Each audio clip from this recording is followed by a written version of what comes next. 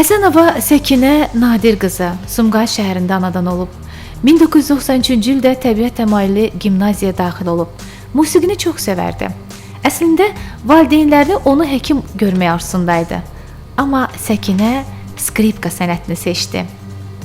Sənətdə xoşbəxt, həyatda isə neçə nəğmələri sustu, lal oldu. Bu veriliş Rəfiqə xanımın vaxtsız itirdiyi sevimli qızının ad gününə, sənsiz, səninlə yaşadığı dünyasına həsr olunub. Səkinəli günlərini, xatirələrini dilə gətirir. Ondan sonra keçirdiyi sarsıntıdan danışır. Sanki ovunmaq bilməyən, dərdini ovutmaq, azaltmaq bilməyən, ağrılarını sakitləşdirmək istəyir. Sanki sözə sığınır. Biz də çətin müşkillərimizi axı sözlə yumşalda bilirik. Bütün dövrlərdə belə olub. Lap Adəmdən özü bu yana. İnsan dərdin əlindən aciz qalanda sözə üz tutub. Onun qüdrətinə söykənib. Söz ilə ovunub. Bu təsəlli ilə yaşamını davam etdirib. Hər kəs. Ullarımız sözlə ən çəkilməz dərdlərinə təsəlli tapıblar.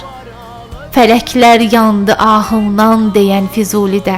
Varındı sinədə dərdi qəm pinhan, ölürəm deyən Natəvan da.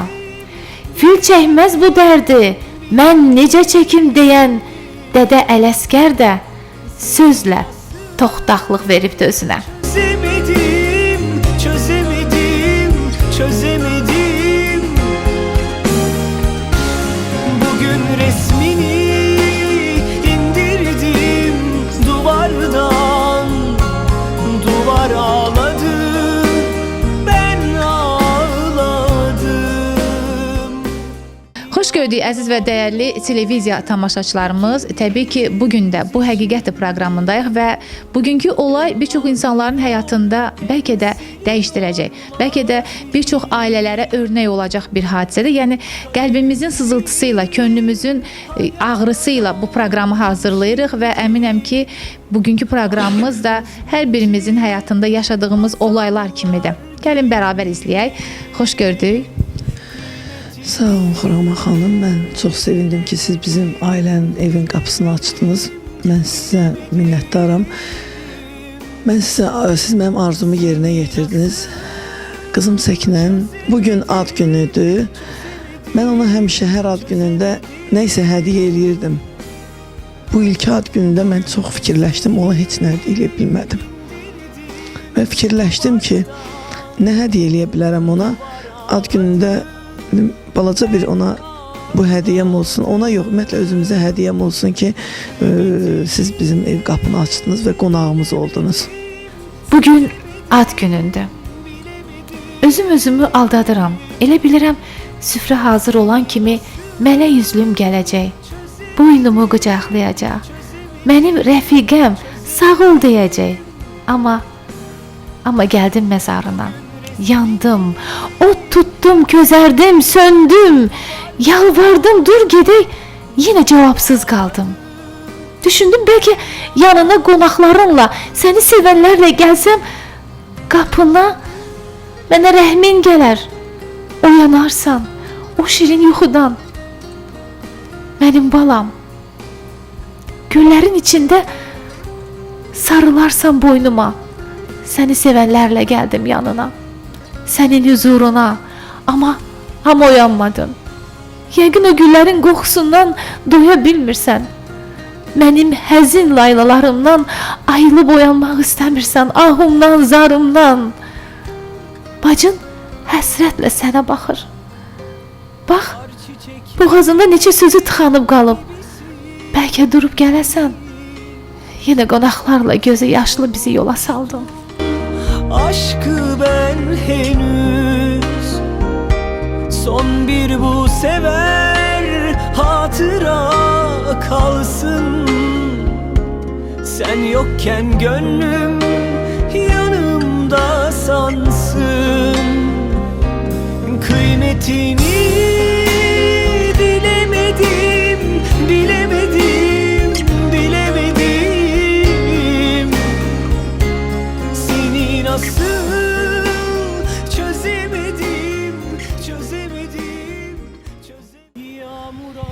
Sən bir ana olaraq Haqqında danışmaq mənə çox çətindir. mən sizi başa düşürəm və mən bura gəlməyə də bilməzdim.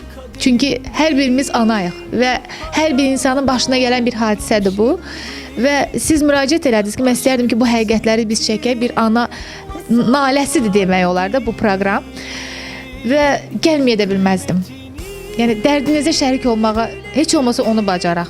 Çox sağ olun. Təsəlli verəcək söz tapa bilmirəm. Amma başınıza gələn olayları danışmağınızı istərdim. Mən uşaq vaxtından çox sağlam böyüdüm. Mənim 2 qızım var.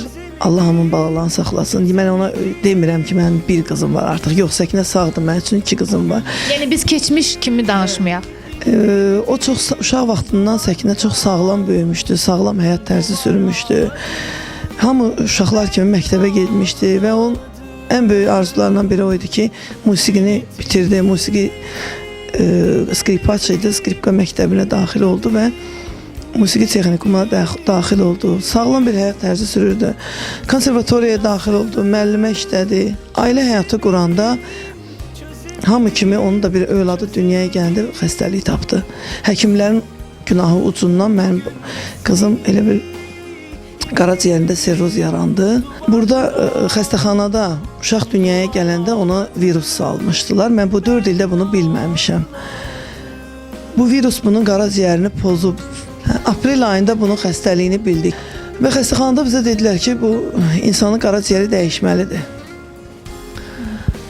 Biz də mənim müəlliməm, yoldaşım da mühəndisdir. Uzun illər biz bu ailədə yığdığımız sərmayəni uşağımızın sağlamlığı üçün qoymaq istədik. Sadəcə qaraciyərində pozğunluq oldu, dəyişmək lazımdır. Bura vəsait köçürtdük, bunun qaraciyərini iyunun 19'u qaraciyərini dəyişdilər. Və 45 gün biz xəstəxanada yatandan sonra gördüm bu qızda geriləmə gedir. Həkim dedi, yox, hər şey yaxşıdır, hər şey gözəldir. Mən hər gün deyirdim, axı bunun vəziyyəti pisləşir, həkim. Deyirdi, yox, hər şey gözəldir, narahat olun, dəyişmişik, hər şey gözəldir. Və xəstəxanaya da külli miqdarda vəsait köçürtmüşük. 45 gündən sonra saldı onu 2-ci əməliyyata. Diyor, nəsə xoşuma gəlmir 2-ci əməliyyata. Evə gəldik, sonra 4 gün sonra 2-ci əməliyyata saldı. 2-ci əməliyyatdan sonra həkimin mən səhlənkarlığına danışmaq istəyirəm ki, 20 gündə orada yatandan sonra bizə dedi, yox, bunun vəziyyəti xoşuma gəlmir, aparın Türkiyəyə. Bizim yönəltdi Türkiyəyə və biz avqustun 1-i Yəqin xətasını bilib öndərib. xətasını bildi, hə, 100%. Mircəlal həkim, Mircəlal Kazimi öz səhvi ucbatından gördü ki, artıq qız pisləşməyə doğru gedir. İyulun 28'i bizə dedi, mən danışmışam İzmir xəstəxanası ilə, orada mənim qocam deyirlər, onlar müəllimə qocam deyirlər. Orada mənim müəllimim var, danışmışam Murad Qılınc, onu müalicə edici çox gözəl də effekt verəcək. Və bizi iyulun 28'i bizi Samolyotda özü yola salıb, həkim də qoşub bizi göndərdi Türkiyəyə. İstanbulda düşdü komaya mənim uşağım. Komaya düşdü. İstanbulda onu biz artıq ambulansla İzmirə təsəvvürlə komada çatdırdıq. 8 gün İzmir xəstəxanasından qalandan sonra reanimasiyada dünyasını dəyişdi. Deməyim odur ki, yəni biz bu həkimə müraciət elədik, öz boynuna götürdü. Dedi, hər şey effektiv, gözəl olacaq, narahat olmayın. 3 ay bizi o insan allatdı. 3 aydan sonra bizi göndərdi Türkiyəyə. Dedi, yox, mənim orada qocam var, o yaxşı eləyəcək. Yəni bu deməyim odur ki, sağlam bir insanı, demirəm, onun xəstəliyi vardı, qaraciyərində pozğuntulu vardı, heç bir müalicəsiz, heç bir dəfə analiz götürdü ondan ki, hə, analiz götürmüşəm, qanında virus var, bunun dəyişməlidir. Bunun qaçılmaz, danılmaz bir həqiqətdir ki, bunun qaraciyəri dəyişməlidir. Getdik, amma Türkiyədə dedi ki, bunu əvvəl müalicə eləməli idilər, sonra qaraciyərini dəyişməli idilər.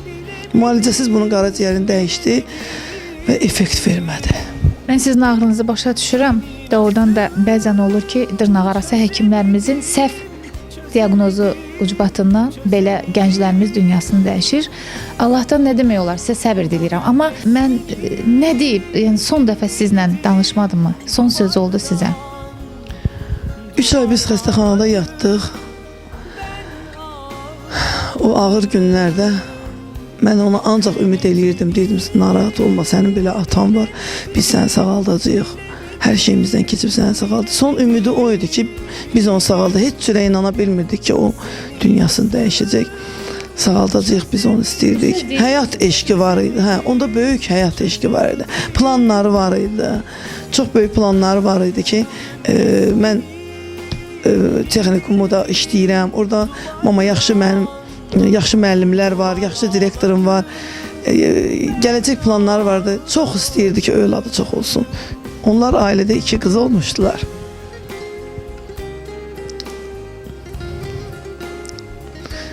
Yəni o gözümə gəlmir.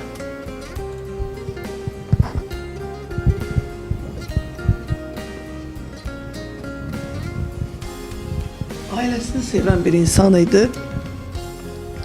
Və o evlənəndə də, ailə quranda da mən çox narazı idim. 4 il o mənlə, elə bil ki, o getdiyi oğlan mənə 4 il vuruşdular. Pis, yaxşı mənada ki, mən vermirdim onu, düzünə qalsa.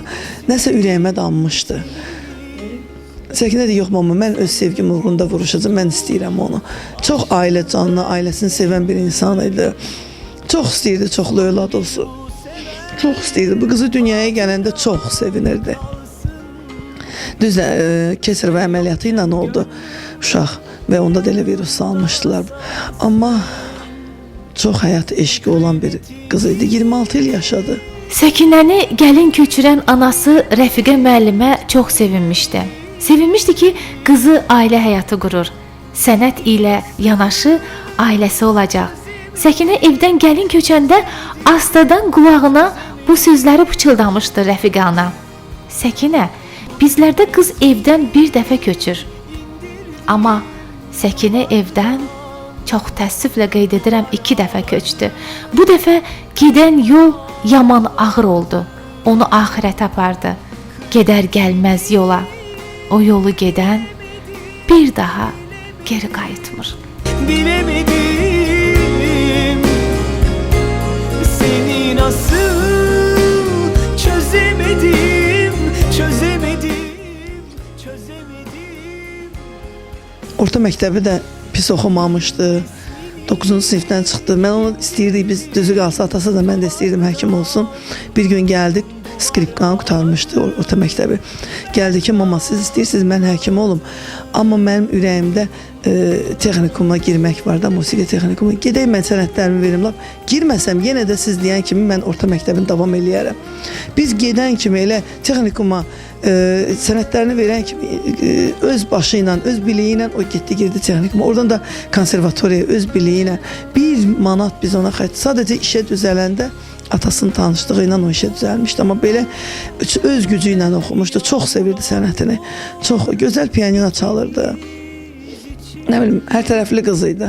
Əlindən hər iş gəlirdi. Həyat eşqi var idi. Deyib gülməyi sevirdi. Evladı nəsə bilir anası haqqında? Yox, biz ona heç nə deməmişik. Mən demişəm, o xəstəxanadadır, qayıdacaq. Çünki son dəfə o anasını xəstəxanada görübdü. Əlində iynə görünməkdə. Hər dəfə də deyir ki, mamanın əlində iynə var idi. Mən hər dəfə deyirəm ki, o qayıdacaq. Sən ye, böyük günə o qayıdacaq. Tez böyüsən, tez qayıdacaq. Mən gedib onu gətirəcəm. Yuxumuza girmir. Girir.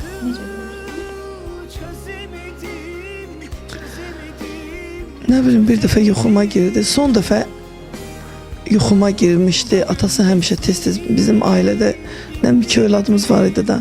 Atası çox şən, deyib gülən insan idi. Həmişə bizə o pis çıxmasın, kabab alıb gətirirdi bizə atası hər dəfə. Son dəfə yuxuma girdi. Onlar Türkiyə atası ilə ilk dəfə getdilər həkimlə. Həkim atası bir də Səkinəni apardılar. Sonra mən arxadan getdim. Onda elə bil ki, onlar Türkiyəyə gedən gecəsi mənim yuxuma girdi. Gördüm atası kabab alıb gətiribdi qabda. Hamı yedi o kababdan. Səkinə gəldi, dedi, mama mənə qalmadı ki bundan. O qabda qalmadı. Orada qaldı tutma turşu, bir də biber. Elə bir son dəfə yuxuma elə girdi. Sonra mən getdim, orada artıq rəhmətə getdi. Bir söz demədi son dəfə sizə? Mən onlar Türkiyəyə gedəndə Hə, onlar gedəndə bir mən aeroportda onu yola saldım. Həkim bir də yoldaşım Kaleskadaydı, o oturmuşdu. Onda mən çöndü, dedim ki, Səki, mən də dalınca gələcəm, amma sən oradan mənə məktəb sentyabr açılırdı artıq. Avqustun 28 idi.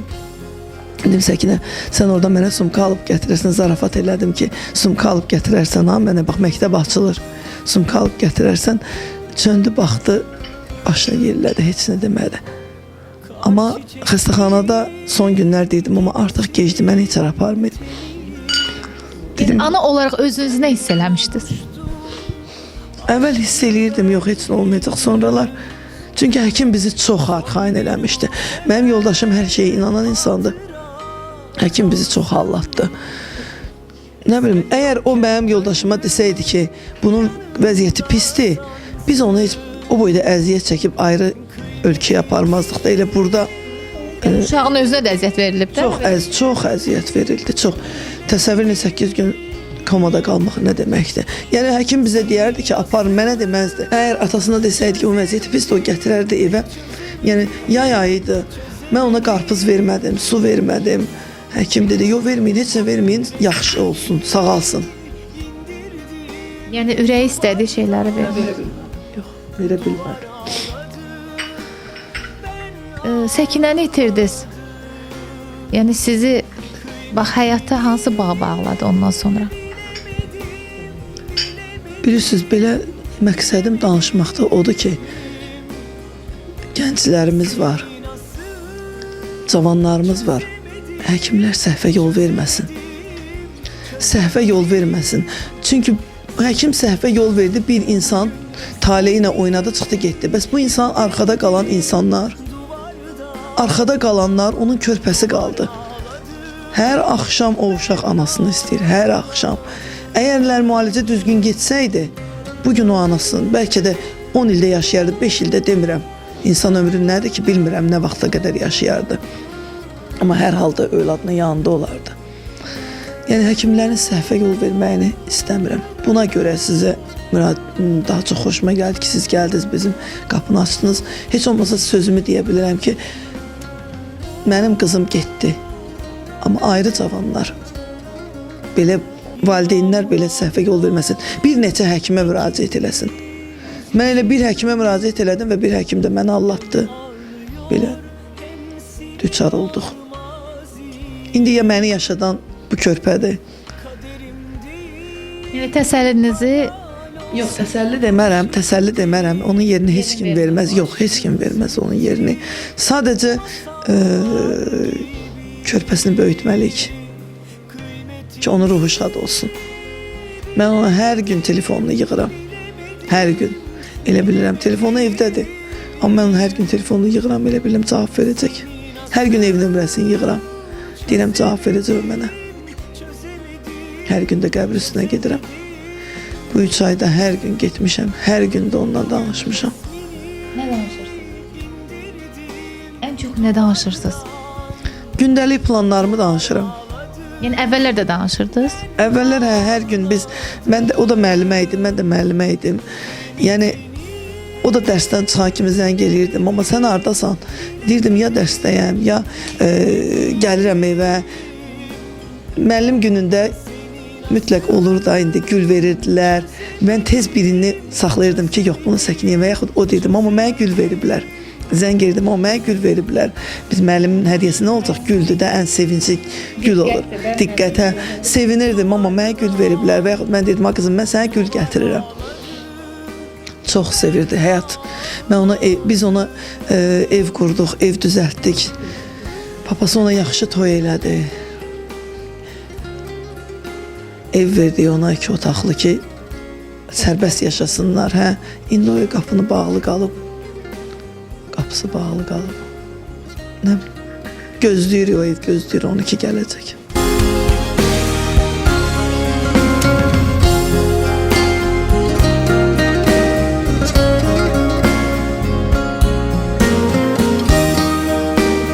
Həsənova və Səkinə haqqında danışmaq mənim üçün çox çətindir.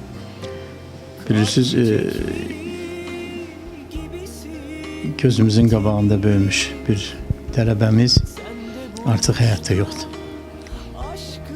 Səkinə yaxşı tələbələrimizdən biri olub. Skripka sinifini qutaran kimi konservatoriyaya daxil oldu. Elə konservatoriyanın ikinci kursunda mən onu bura dəvət elədim, müəllim götürdüm. Yaxşı da işləyirdi, çox yaxşı qızdı, çox tərbiyəli, ağıllı, mərifətli bir uşaqdır. Yaxşı da işləyirdi. Bugün biz gərək onun tələbələrinin müsabiqələrindən danışardıq. Amma buyurun, gör bir talih qisməti. Ağır da olsa, çətin də olsa deməliyəm ki, yaxşı bir uşaqdır, yaxşı bir müəllim olacaqdı.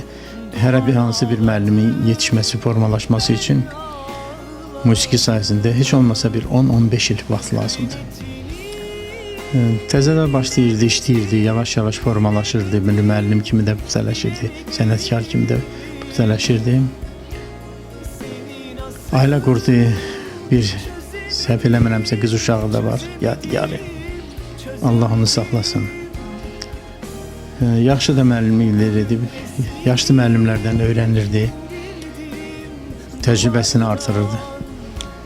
Qismət belə oldu ki, belə xəbər tutduq ki, bəs qızımızın ciyərində problem var. Valideynləri də çox əlləşdilər. Talihin qisməti başqa oldu. Ömür vəfa eləsəydi bugün onun işlərindən danışardı, tələbələrinin müvəffəqiyyətindən az müddətdə, amma xatirələrimizdə qaldı. Müəllim tələbə kontingentinin xatirəsində xoş bir insan kimi qaldı. Yaxşı bir müəllim kimi, əsl Azərbaycanlı qızı kimi, tərbiyəli, ağıllı bir insan kimi qaldı. Allah ona rəhmət eləsin. Onun valideynlərinə Allahdan səbr diləyirəm. Yaxşı insan idi, başa düşən insan idi. Sadə, çox sadə, işgüzar insan idi. Mən onu bacım kimi çox istəyirdim, çox istəyirdim. Bilirsiniz, heç kimə dalınca danışmadı. Öz işini gəlirdi işə, girirdi sinifə, öz işini gözəl aparırdı. Biz onun yoxluğunu dözə bilmirik. Mənim müəlliməm ilk öncə çox yaxşı insan idi. Həm də çox gözəl müəllimə idi. Həm dərs qabiliyyəti, dərs keçmə qabiliyyəti çox yüksək səviyyədə idi. Hər zaman mən razı olmuşam Səkinə müəllimədən. Hər zaman dərsə vaxtında gələn, dərsi çox gözəl şəkildə keçən müəllimə idi. Və sanki insanda həvəs yaradırdı skripkaya.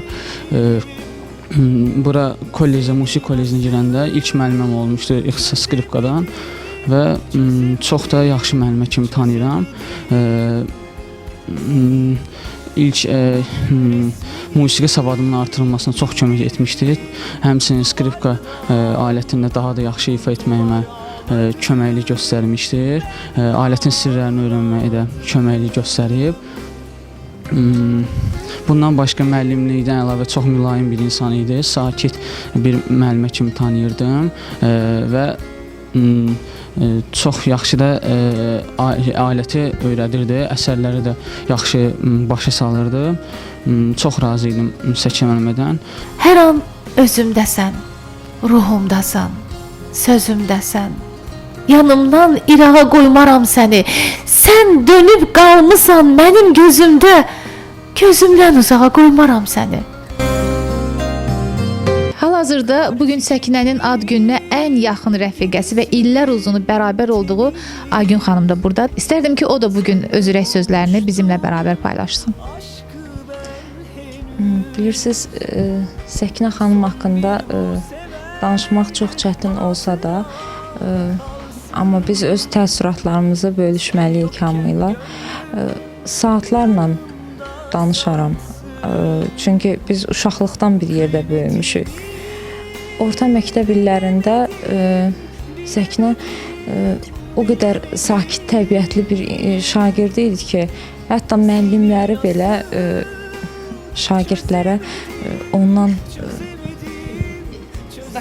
stat gətirirdilər. Ali məktəb illərində Səkinə konservatoriya tələbəsi idi. Mən Bakı Dövlət Universitetinin tələbəsi idim. vaxtlarımızın uyğun gəldiyi zamanlarda çalışırdıq ki, bir yerdə gedək, yol yoldaşı olaq. Ən başlıcası da o idi ki, Səkinənin musiqi sahəsində böyük uğurları olmuşdu. Onun sənəti və şəxsiyyəti bir-birini tamamlayırdı. Hamının hörmətini qazanmışdı.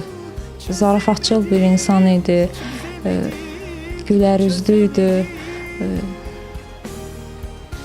dinləməyi çox sevirdi, çox danışmağı sevmirdi.